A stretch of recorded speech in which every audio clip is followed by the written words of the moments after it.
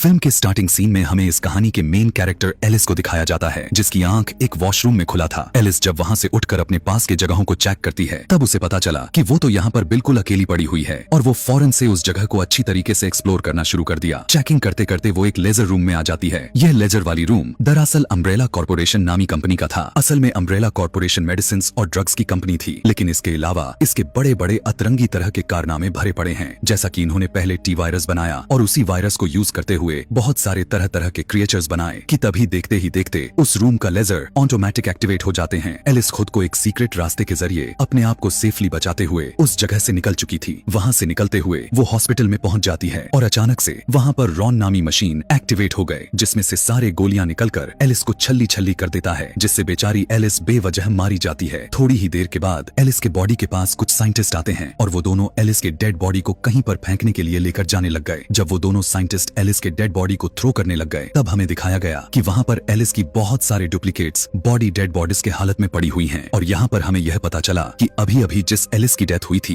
वो असल में रियल एलिस नहीं थी, बल्कि वो एक एलिस की कॉपी थी जिसे अम्ब्रेला कॉर्पोरेशन के एक डॉक्टर ने बनाया था। और एलिस के डुप्लीकेट्स उन्होंने रियल एलिस की डीएनए से बनाई हुई थी। पूरी दुनिया की हालात को दिखाते हुए हमें बताया गया कि अम्ब्रेला कॉर्पोरेशन कंपनी के टी वायरस की वजह से पूरी दुनिया डिस्ट्रॉय हो चुकी है और अब इस दुनिया में कुछ ऐसा नहीं बचा जो लोगों को बताया जा सके कि ऐसा भी कुछ हुआ है। और अब बचे कुचे लोग जो कम मायनों में बचे हुए हैं वो इस बात से परेशान हैं कि उन सारे ज़ॉम्बीज़ से कैसे बचा जाए। इसके बाद हमें रियल एलिस को दिखाया गया कि अपनी बाइक पर सवार होकर सिटी के किसी दूसरे एरिया में जा रही होती है। एलिस के पास एक रेडियो भी था जिसके जरिए वो पूरी सिटी के एक्टिविटीज के बारे में जान रही थी। एलिस को रेडियो पर एक मैसेज मिला कि हम काफी मुसीबत में फंसे हुए हैं, प्लीज कोई हमारी मदद करें। यह सुनते ही एलिस उन सभी लोगों की मदद करने के लिए उस जगह पर पहुंच जाती है और यहाँ पर हमें पता चला कि जिन लोगों ने एलिस को मदद के लिए बुलाया हुआ था वो दरअसल अच्छे लोग नहीं थे, बल्कि वो एक ऐसी गैंग था जो लोगों को मदद के बहाने यहाँ पर बुलाते थे और उन्हें लूटने के बाद उन्हें जान से मार देते थे। इसी हालत में वे सभी एलिस को भी पकड़ लेते हैं। अब क्योंकि एलिस लोगों के मुकाबले में काफी ज्यादा ही पावरफुल थी, जो काफी कॉन्फिडेंस से उन सभी को मौत के घाट उतार देती है और वहाँ से वेपन्स उठाकर आगे बढ़ गई। एलिस के कुछ साथी जो कि सर्वाइवर्स थे वो खुद को और बहुत सारे लोगों को सेफ कर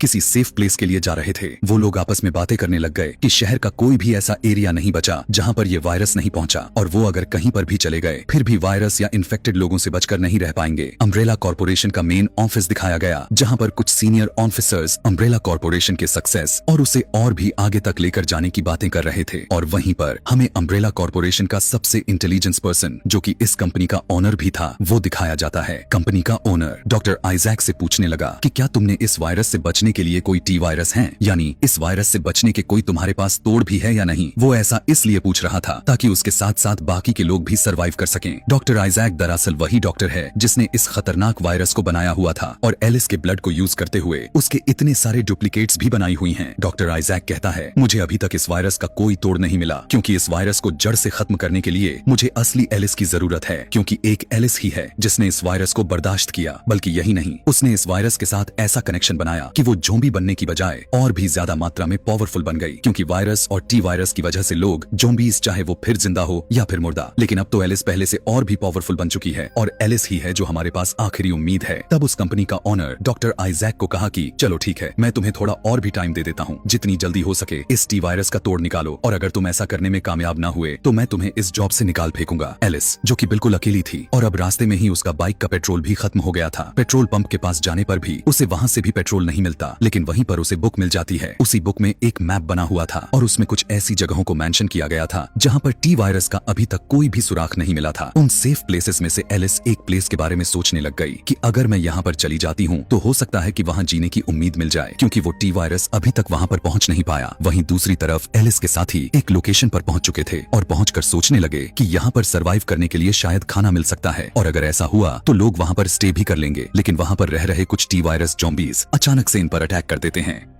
इसी खतरनाक हमले के दौरान एक ज़ॉम्बी एक सर्वाइवर लड़के को काट लेता है और वो भी इन्फेक्टेड हो जाता है, लेकिन वो यह बात किसी को भी नहीं बताया था कि इसे ज़ॉम्बी ने काट लिया है, बल्कि वो तो सभी के साथ बहुत ही चालाकी से नॉर्मल बिहेव करता रहा। सभी ज़ॉम्बीज़ के मारने के बाद वो लोग सोचते हैं कि अब यह जगह बिल्कुल पूरी तरह से सेफ है और हम यहाँ पर स्टे भी कर सकते हैं। रात में हमें दिखाया गया कि एलिस को अपने पास्ट के कुछ बातें याद आने लग गए थे और वो सोचने लग गई कि जब वो अम्ब्रेला कॉर्पोरेशन में थी तब उसके ऊपर कितने ज्यादा ही एक्सपेरिमेंट्स किए गए थे और जहाँ तक पावर्स की बात करें तो अब उसके पास सुपर नेचुरल पावर भी मौजूद थी और यहाँ पर अब उसकी सुपर नेचुरल पावर एक्टिवेट होते हुए दिखाया गया। उसके आसपास जितनी भी चीजें थीं वो हवा में फ्लाई करने लग चुकी थीं। हवा में उड़ने वाली चीजों में एलिस की बाइक भी मौजूद थी। एकदम अचानक से एलिस की आंख खुला और वो सभी उड़ने वाली चीजें नीचे आकर गिरने लग गए। नीचे काफी जोर से गिरने की वजह से एलिस का बाइक टूट जाता है। अब यहाँ से आगे बढ़ने के लिए एलिस के पास कोई भी रास्ता नहीं बचा हुआ था। एलिस अब वो अपना रेडियो ऑन किया। उसी रेडियो पर उसे एक न्यूज सुनाई दी और वो न्यूज उसके साथियों में से एक लड़की ही थी। वो लड़की अपनी लोकेशन बताते हुए कहने लगी कि हम उस जगह पर हैं और बिल्कुल सेफली तरीके से बचे हुए हैं। अगर कोई सर्वाइवर बचा हुआ है तो वो हमारे पास आ सकता है ताकि हम सभी उसकी मदद कर सकें। अब जबकि एलिस के पास और कोई रास्ता नहीं बचा था, इसीलिए वो उन लोगों की टीम को ज्वाइन कर लेती है। अम्ब्रेला कॉर्पोरेशन में डॉक्टर आइजैक नए ज़ॉम्बीज़ पर अपने न्यू एक्सपेरिमेंट्स करने में लगे हुए थे। वो एलिस के खून से बनाए गए एंटीवायरस को एक ज़ॉम्बी में इंजेक्ट करता है। एंटीवायरस की वजह से उस ज़ॉम्बीज़ को थोड़ी बहुत सोचने की क्षमता बढ़ चुकी थी, यानी मूल भाषा में कहा जाए तो उनमें अक्ल आ चुकी थी। लाइक वो रिसीवर उठाकर कॉल पिक करने की काबिल हो चुके थे, इवन सवाल जवाब करने में लग चुके थे। यह तो कुछ नहीं था, बल्कि वो सभी न्यू ज़ॉम्बीज़ जिस पर एक्सपेरिमेंट्स किए गए थे वो बड़ी ध्यान से पजल्स को सॉल्व करने में लगे हुए थे। लेकिन जब उस ज़ॉम्बीज़ के पास खड़े हुए साइंटिस्ट उसे कुछ मुश्किल पजल सॉल्व करने के लिए दिए तब उसे काफी गुस्सा आ जाता है। अब जाहिर सी बात थी कि अगर वो पजल उसके लिए मुश्किल था तब वो उसे नहीं सुलझा पाया होगा और पजल को ना सुलझाने पर वो अचानक से उन्हीं साइंटिस्ट पर अटैक कर देता है। एलिस के साथी जिस जगह पर थे वहाँ पर बहुत सारे कौवे आकर बोलने लगते हैं। वो कौवे काफी अजीब नजर आ रहे थे क्योंकि अब वो भी टी वायरस का शिकार हो गए थे और वो कौवे भी अब इन्फेक्टेड हो चुके थे और देखते ही देखते एक एक करके बहुत सारे कौवे इकट्ठे हो जाते हैं। अब एलिस के साथी पुलिस ऑफिसर्स इस बारे में डिस्कशन करने में लगे हुए थे कि अगर इतने सारे कौवों ने हम पर अटैक कर दिया तो यहाँ से निकलना काफी मुश्किल हो जाएगा और इसीलिए भलाई इसी में है कि जितनी जल्दी हो सके हमें यहाँ से निकल जाना चाहिए। और वो सभी जब वहाँ से निकलना शुरू किए तब वो लाखों की तादाद में सारे कौवे उन पर अटैक कर दिए। वो सभी अपने अपने गन्स निकालते हुए उन सारे कौवों पर शूट करना स्टार्ट कर दिए, लेकिन उन कौवों पर जरा सा भी फर्क ही नहीं पड़ रहा था कि तभी एक पुलिस ऑफिसर फायर मशीन निकालकर उन कौवों को जलाने की कोशिश करता है, यह सोचते हुए कि शायद कौवे जलकर मर जाएंगे। लेकिन उनकी ऐसी सोच बर्बाद जाती है कि तभी उसी दौरान वहाँ एलिस आ जाती है और वहाँ आते ही वो अपने सुपर नेचुरल पावर को यूज करते हुए उस फायर मशीन पर अपना कंट्रोल कर लिया और पूरे आसमान में चारों तरफ आग फैला देती है, जिससे वो कौवे जलकर मर गए। और इस तरह से एलिस उन सभी की मदद करके उन्हें सेव कर लेती है। सभी मिलकर अपनी अपनी जान बचाने के लिए उसे शुक्रिया करते हैं। एलिस उन्हें बताती है कि मुझे एक जगह के बारे में पता चला है, अगर तुम सभी मेरे साथ वहाँ पर चलते हो तो हो सकता है कि हम सभी आगे भी सरवाइव करते हुए बची कुची जिंदगी को जी लें। तभी एक फीमेल ऑफिसर कहती है कि हम इतने अरसे से कंटिन्यूसली सफर ही किए जा रहे हैं और जब हमने अपनी जर्नी को स्टार्ट किया हुआ था तब हम तादाद में बहुत ज्यादा थे और कम होते होते अब हम बस इतने ही लोग बचे हुए हैं। वो बताते हुए कहने लगी कि मैं इतने सारे लोगों की जिंदगी की रिस्पॉन्सिबिलिटीज अपने ऊपर तो नहीं ले सकती, इसीलिए हमें उन लोगों से पूछना चाहिए, उन्हें परमिशन लेनी चाहिए। यह कहने के बाद वही फीमेल सोल्जर उन सभी सर्वाइवर्स से पूछने लग गई कि हमें क्या उस जगह पर जाना चाहिए या नहीं, अपना ओपिनियन दे सकते हैं। उसकी ऐसी बातों को सुनकर सभी लोग वहाँ पर जाने के लिए एग्री हो जाते हैं। अब जब वो सोल्जर्स अपना पेट्रोल टैंक चेक किए तब उन्हें पता चला कि उस जगह पर जाने के लिए हमारे पास तो पेट्रोल ही नहीं है। अब क्योंकि वो प्लेस काफी दूर है तो जाहिर सी बात है हमें काफी सारे पेट्रोल भी चाहिए।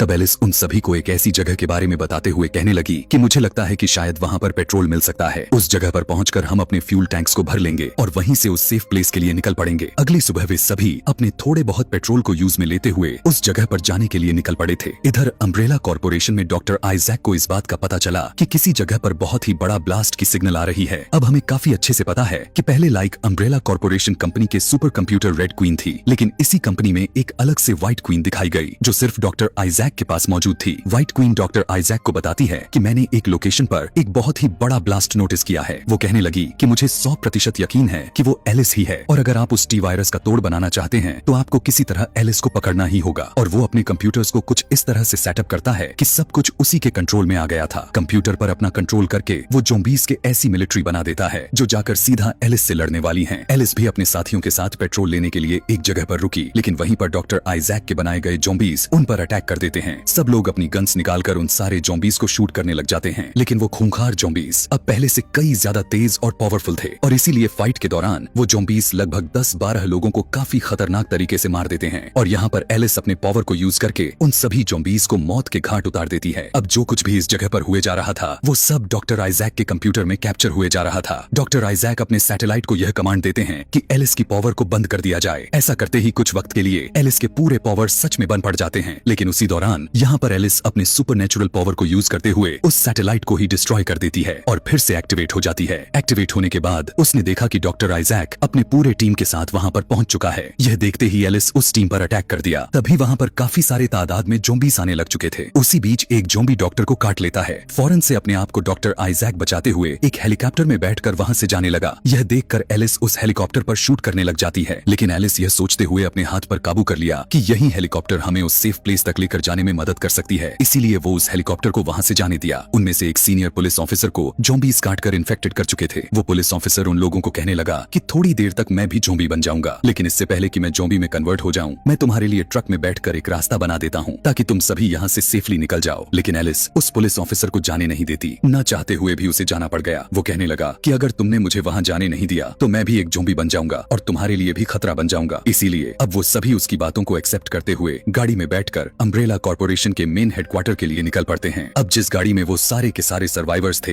वो एक जगह पर रुक गए और वही ट्रक जिसमें वो पुलिस ऑफिसर बैठा हुआ था वो पहले आगे चल गया। वो पुलिस ऑफिसर उन लोगों के लिए रास्ता बनाने के लिए उन सारे ज़ॉम्बीज़ को कुचलते हुए आगे बढ़ रहा था और एक जगह पर पहुंचकर अपना ट्रक ब्लास्ट करके खुद को सेक्रीफाइस कर देता है। दिखाया गया कि वहां पर एक बहुत ही बड़ा ब्लास्ट हुआ और उन लोगों के लिए वहां से निकलने का रास्ता बन गया था। तब एलिस अपने साथियों के साथ उस तरफ बढ़ने लग गई। जमीन पर पड़ा हुआ अपना डुप्लीकेट्स को एलिस ने जब देखा तो उसकी होश उड़ गया। यह देखने के बाद वो डिसाइड कर लिया था कि अब चाहे कुछ भी हो जाए वो डॉक्टर आइजैक को नहीं छोड़ेगी, उसे जान से मार देगी। एलिस एक फीमेल सोल्जर को कहने लगी कि तुम हेलीकॉप्टर में इन बच्चों को लेकर उस सेफ प्लेस पर चले जाओ, मेरा कुछ जरूरी काम रुका हुआ है, मैं उसे करके आती हूँ। और एलिस उस लैब के मेन एरिया में पहुंच जाती है और वहाँ पर वो व्हाइट क्वीन से मिली। एलिस व्हाइट क्वीन से कहने लगी अब से पहले मैं तुम्हारे सिस्टर रेड क्वीन से भी मिल चुकी हूँ, तो तुम यहाँ पर क्या कर रही हो। व्हाइट क्वीन एलिस को बताती है कि डॉक्टर आइजैक अब काफी ज्यादा ही बदल चुका है, क्योंकि डॉक्टर आइजैक को ज़ॉम्बीज़ ने काट कर इन्फेक्टेड कर दिए थे और इसीलिए डॉक्टर आइजैक ने उस ज़ॉम्बी वायरस से बचने के लिए तुम्हारे खून से बने हुए मेडिसिन को काफी मात्रा में अपने अंदर इंजेक्ट कर ली है। व्हाइट क्वीन एलिस को कहने लगा कि ओवरडोज की वजह से आइजैक अब इंसान नहीं रहा बल्कि एक खतरनाक तरह के क्रिएचर में बदल गया है और वो इसी लैब के बेसमेंट में मौजूद है।